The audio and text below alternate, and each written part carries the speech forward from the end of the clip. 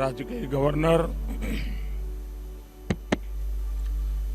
श्रीमान थावरचंद गहलोत जी, मुख्यमंत्री श्री बसवराज बोम्मई जी,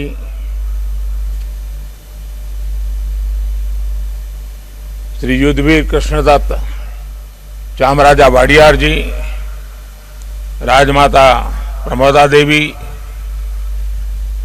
मंत्री श्री सर्बानंद सोनोवाल जी, देश और विश्व भर के सभी लोगों को 8वें अंतर्राष्ट्रीय योग दिवस की हार्दिक शुभकामनाएं।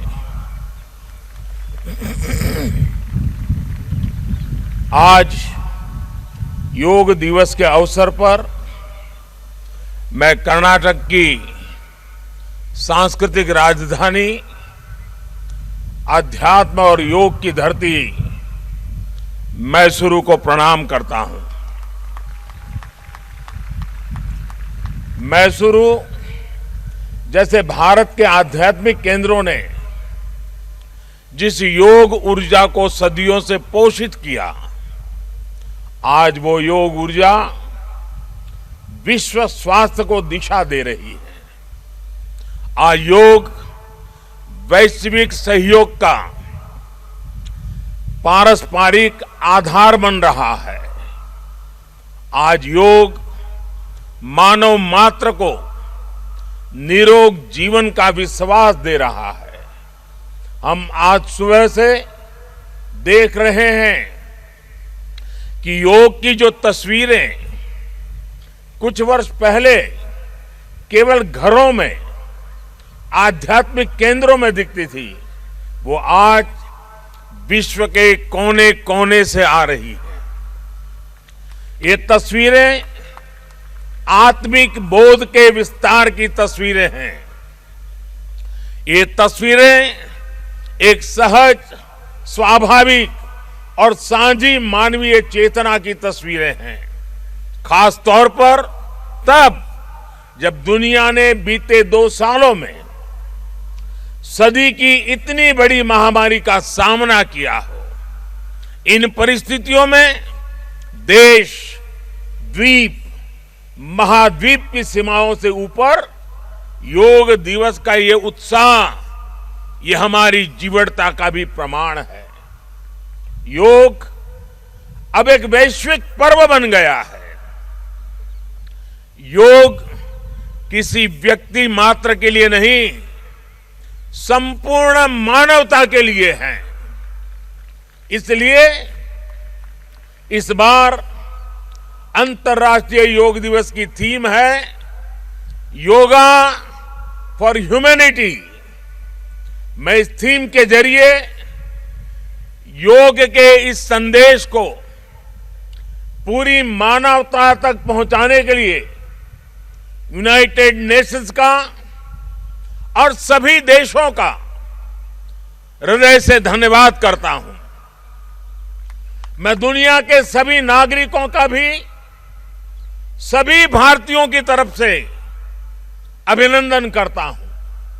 साथियों, योग के लिए हमारे ऋषियों ने, हमारे महर्षियों ने, हमारे आचार्यों ने कहा है, शांतिम योगेन विंदति। It means yoga brings peace for us. The peace from yoga is not only for individuals. Yoga brings peace to our society. Yoga brings peace to our nations and the world. And yoga brings peace to our universe. This might feel an extreme thought to someone, but our Indian sages have answered this with a simple mantra. Yat pinde tad brahmande. This whole universe starts from our own body and soul. The universe starts from us, and yoga makes us conscious of everything within us and builds a sense of awareness. It starts with self-awareness and proceeds to awareness of the world. when we become aware of ourselves and our world, we begin to spot things that need to be changed, both in ourselves and in the world. These may be individual lifestyle problems or global challenges like climate change and international conflicts. Yoga makes us conscious, competent, and compassionate towards these challenges. Millions of people with a common consciousness and consensus, millions of people with inner peace will create an environment of global peace. That's how yoga can connect the people. That's how yoga can connect the countries. And that's how yoga can become a problem solver for all of us. साथियों, भारत में हम इस बार योगा दिवस हम एक ऐसे समय पर मना रहे हैं जब देश अपनी आजादी के 75वें वर्ष का पर्व मना रहा है, अमृत महोत्सव मना रहा है। योग दिवस की ये व्यापकता, ये स्वीकार्यता भारत की उस अमृत भावना की स्वीकार्यता है जिसने भारत के स्वतंत्रता संग्राम को ऊर्जा दी थी। इसी भावना को सेलिब्रेट करने के लिए आज देश के 75 अलग अलग शहरों के 75 ऐतिहासिक स्थलों के साथ ही अन्य नगरों के लोग भी ऐतिहासिक स्थानों पर योग कर रहे हैं। जो ऐतिहासिक स्थान भारत के इतिहास के साक्षी रहे, जो स्थान सांस्कृतिक ऊर्जा के केंद्र रहे, वो आज योग दिवस के जरिए एक साथ जुड़ रहे हैं। इस मैसूरू पैलेस का भी इतिहास में अपना एक विशेष स्थान है। भारत के ऐतिहासिक स्थलों पर सामूहिक योग का अनुभव भारत के अतीत को, भारत की विविधता को और भारत के विस्तार को एक सूत्र में पिरोने जैसा है। अंतर्राष्ट्रीय स्तर पर भी हमने इस बार गार्डियन रिंग ऑफ योगा, ये गार्डियन रिंग ऑफ योगा का ऐसा ही अभिनव प्रयोग आज पूरे विश्व भर में हो रहा है। दुनिया के अलग अलग देशों में सूर्योदय के साथ, सूर्य की गति के साथ लोग योग कर रहे हैं, योग से जुड़ रहे हैं। जैसे जैसे सूर्य आगे बढ़ रहा है, उदय हो रहा है, उसकी प्रथम किरण के साथ अलग अलग देशों में लोग साथ जुड़ते जा रहे हैं। पूरी पृथ्वी के चारों ओर योग की रिंग बन रही है। यही है guardian ring of yoga.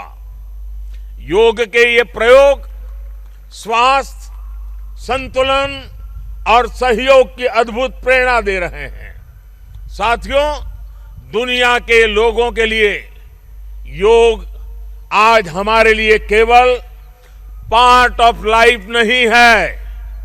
Please remind, ये पार्ट ऑफ लाइफ नहीं है, बल्कि योग अब वे ऑफ लाइफ बन रहा है। हमारा दिन योग के साथ शुरू हो, इससे बेहतर शुरुआत क्या हो सकती है। लेकिन हमें योग को किसी एक खास समय और स्थान तक ही सीमित नहीं रखना है। हमने देखा भी है, हमारे यहां घर के बड़े, हमारे योग साधक दिन के अलग अलग समय में प्राणायाम करते हैं। कई लोग अपने ऑफिस में भी काम के बीच में कुछ देर दंडासन करते हैं, फिर दोबारा काम शुरू करते हैं। हम कितने भी तनावपूर्ण माहौल में क्यों ना हो, कुछ मिनट का ध्यान हमें रिलैक्स कर देता है, हमारी प्रोडक्टिविटी को बढ़ा देता है। इसलिए हमें योग को एक अतिरिक्त काम के तौर पर नहीं लेना है। हमें योग को जानना भी है, हमें योग को जीना भी है, हमें योग को पाना भी है, हमें योग को अपनाना भी है और हमें योग को पनपाना भी है। और जब हम योग को जीने लगेंगे, योग दिवस हमारे लिए योग करने का नहीं बल्कि अपने स्वास्थ्य, सुख और शांति को सेलिब्रेट करने का माध्यम बन जाएगा। साथियों, आज समय है कि हम योग से जुड़ी अनंत संभावनाओं को साकार करें।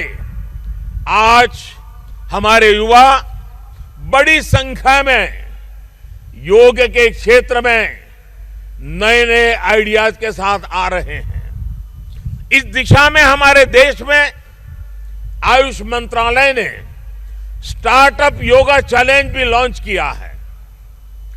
योग के अतीत को, योग की यात्रा को और योग से जुड़ी संभावनाओं के लिए यहां मैसूरू के दशहरा ग्राउंड में इनोवेटिव डिजिटल एग्जीबिशन भी लगी है।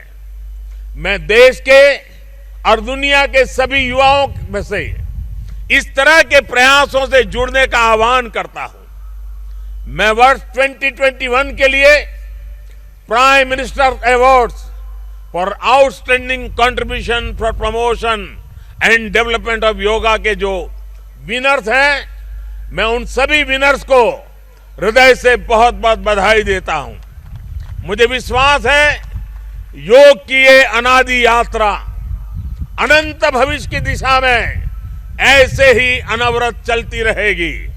हम सर्वे भवन्तु सुखिनः, सर्वे सन्तु निरामय के भाव के साथ एक स्वस्थ और शांतिपूर्ण विश्व को योग के माध्यम से भी गति देंगे। इसी भाव के साथ आप सभी को एक बार फिर योग दिवस की बहुत बहुत शुभकामनाएं, बहुत बहुत बधाई, धन्यवाद।